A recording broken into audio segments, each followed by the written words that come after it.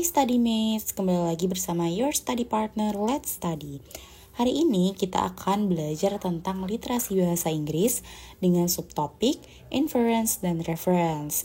Bahan pembelajaran ini dibiayai oleh BDI PT Infomedia Nusantara. Sebelumnya, perkenalkan, aku Raisa Namiraniandra atau biasa dipanggil Raisa.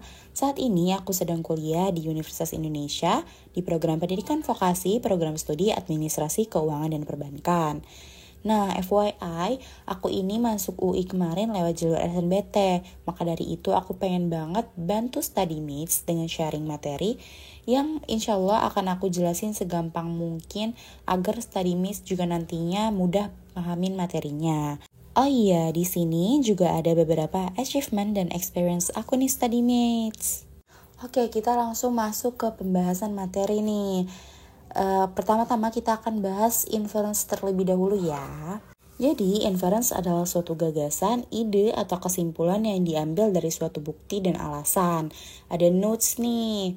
Untuk membuat kesimpulan dari suatu teks, tidaklah langsung tertulis dalam teks tersebut, melainkan kita harus bisa membuat kesimpulan atau kemungkinan kesimpulan yang berdasarkan informasi atau fakta dalam teks tersebut secara tidak langsung.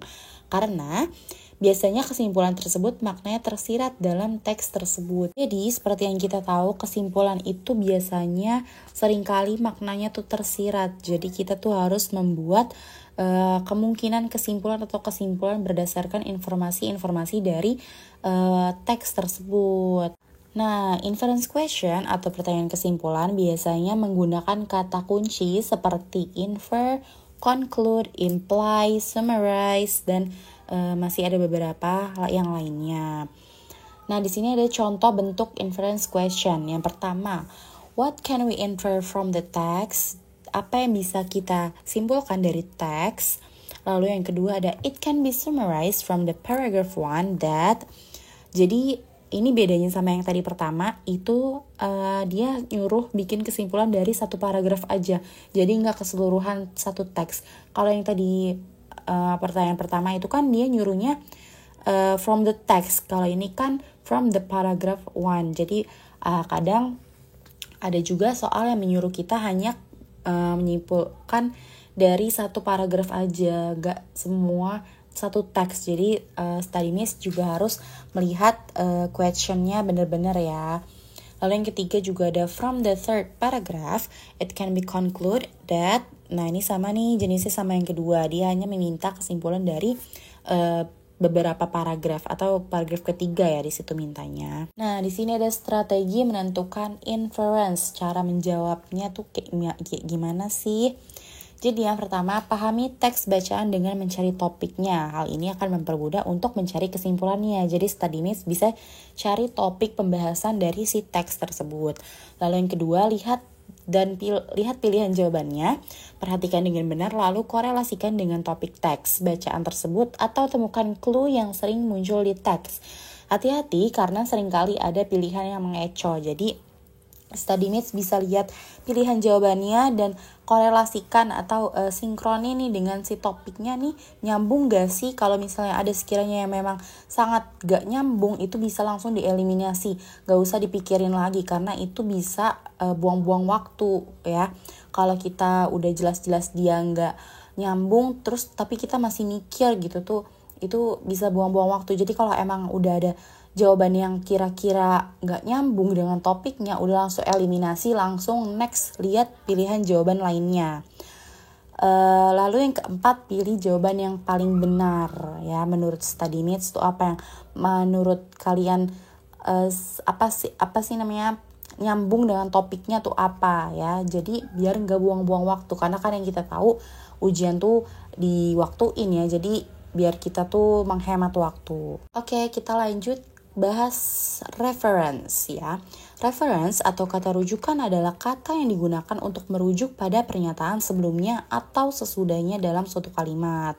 Contoh pertanyaannya ada the word bla bla bla refers to kata ini nih merujuk ke mana. Lalu yang kedua, what does the word bla bla bla refers to? Ini sama juga ya, cuman beda bentuk pertanyaan aja.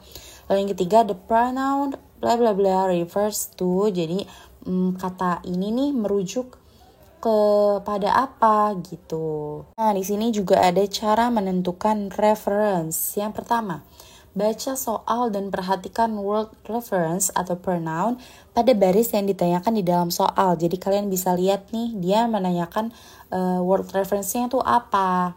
Lalu yang kedua, langsung menuju ke baris yang ditanyakan dalam soal dan temukan word reference pada baris yang ditanyakan soal di dalam teks tersebut. Jadi kalian gak usah perlu baca teks satu keseluruhan, itu juga dapat membuang-buang waktu. Jadi kalian langsung menuju ke baris yang ditanyain dalam si soal tersebut.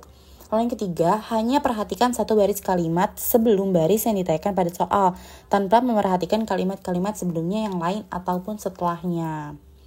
Jadi kalian langsung lihat kalimat sebelumnya, nggak usah lihat setelahnya apapun ataupun paragraf lain gitu ya. Pokoknya kalian lihat kalimat sebelumnya, karena kan mereka biasanya nanyain tuh inian sebelumnya ya. Terus lalu yang keempat, perhatikan pronoun yang ditanyakan dalam baris tersebut. Yang ditanyakan di soal, apakah dia singular atau plural noun. Jika dia singular, temukan kata benda singular yang berada sebelum pronoun tersebut. Begitupun sebaliknya, jika dia plural, cari kata benda plural yang berada sebelum pronoun tersebut. Lalu eliminasi pilihan yang tidak benar. Setelah itu, putuskan kata benda apa yang dapat menggantikan dengan benar posisi dari kata ganti tersebut. Lalu, jika masih sulit untuk menemukan kata benda dari kata ganti tersebut, coba untuk menggantikan dengan pilihan kata yang disediakan di option soal.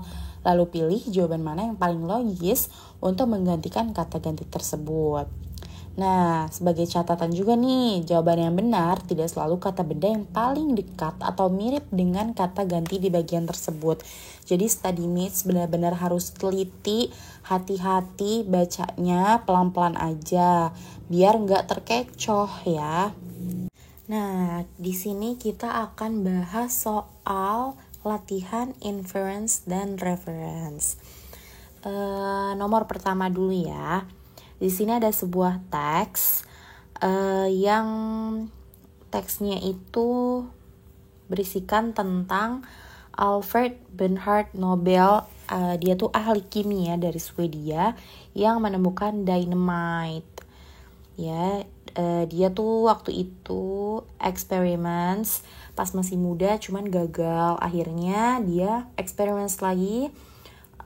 Akhirnya berhasil tuh untuk menemukan si dynamite ini, dinamain dynamite, bahan peledak ya ini tuh. Akhirnya dia mendirikan pabrik di seluruh dunia dan langsung kaya dalam hanya beberapa tahun. Tapi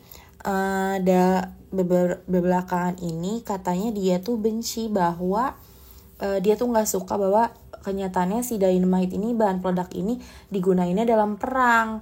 Karena dia tuh ciptainnya untuk perdamaian aja, tapi kenapa malah dibuat perang gitu. Makanya si Nobel ini mendirikan The Nobel Foundation untuk mengelola aset dan juga to award annual prizes for the most effective work in physics, chemistry, kedokteran, literature, international peace promotion, yang tertera di dalam wasiatnya juga.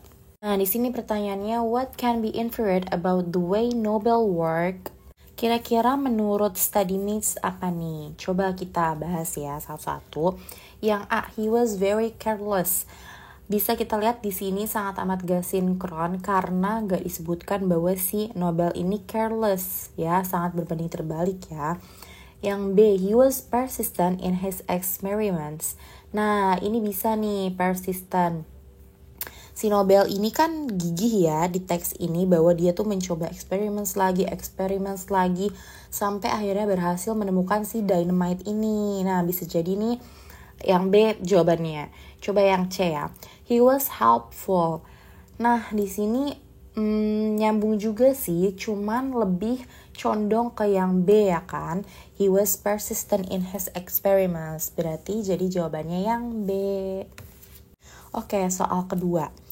Adi and Ami were almost done taking turns choosing player for their football team. It was Ami's turn to choose and only Andi was left. Ami said, "Andi, what can we infer from the text above?" Jadi pada teks ini Adi dan Ami sudah turns choosing players, memilih pemain untuk their football team. Akhirnya it was Ami's turn to choose. Akhirnya sekarang giliran Ami yang memilih. And only Andi was left. Tinggal Andi yang belum dipilih nih. Lalu Ami said Andi. Akhirnya si Ami pilih Andi. What can we infer from the text above? Apa yang bisa kita simpulkan? Coba kita bahas ya. Yang A, Andi was not very good player. Bisa jadi ya, karena si Andi ini kan terakhir dipilih, hanya dia yang tersisa satu-satunya terakhir dipilih. Bisa jadi dia not a very good player karena pemain-pemain yang terbaik tuh udah pada dipilih duluan, tinggal Andi nih yang terakhir. Jadi bisa jadi Andi not a very good player. Coba kita lihat dulu ya yang B. Ami was pleased to have Adi on her team. Ami senang to have Adi on her team. Bisa kita eliminasi karena di sini tidak tertera bahwa Ami senang, tidak tertuliskan ya bahwa Ami pleased to have Adi on her team, jadi bisa kita eliminasi langsung. Yang C, Andi was the best player on either team. Andi adalah pemain terbaik di kedua timnya. Ini bisa kita eliminasi juga karena selain gak tertera, secara logik dia itu gak terbaik karena dia terakhir dipilihnya.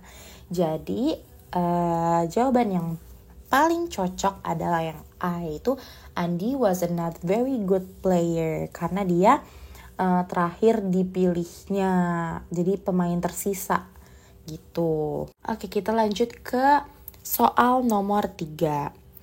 Kita langsung baca soalnya ya. The word it in last sentence refers to, kita langsung ke last sentence-nya biar nggak buang-buang waktu. Ada di it has more than 316 alumni around the world. Nah, it-nya itu reverse untuk menunjukkan apa? Jadi di sini yang lagi diomongin itu kan Harvard University ya. Jadi yang mempunyai 360.000 alumni around the world adalah apa nih? A, atau apakah Boston? B, an enrollment? Atau C, Harvard University? Kira-kira menurut StudyMates apa nih? Bener banget. Yang benar adalah yang C, Harvard University, karena jelas-jelas di sini lagi ngomongin si Harvard University ya. Berarti kan yang mempunyai alumni 360.000 alumni di seluruh dunia adalah Harvard University, nggak mungkin Boston ataupun an enrollment ya. Jadi jawaban yang C, Harvard University. Nah, sekian penjelasan mengenai materi inference dan reference. Semoga sedikit banyaknya dapat membantu StudyMates belajar untuk persiapan ujian memasuki perguruan tinggi negeri. Terima kasih kepada BD IPT Infomedia Nusantara yang sudah membiayai dalam produksi materi ini. StudyMates bisa mempelajari kembali materi e-book, PPT, dan latihan soal yang dapat diakses melalui tautan yang ada di description box. Video pembelajaran ini juga terdapat di playlist YouTube Let's Study. StudyMates bisa banget untuk bantu dukung Let's Study dengan donasi dengan nominal berapapun yang nantinya digunakan untuk mengembangkan Let's Study. StudyMates juga bisa bantu kami dengan cara share platform Let's Study kepada teman ataupun orang di sekitar StudyMates. Dan jangan lupa untuk follow sosial media Let's Study ya. Thank you StudyMates, sampai jumpa di video selanjutnya.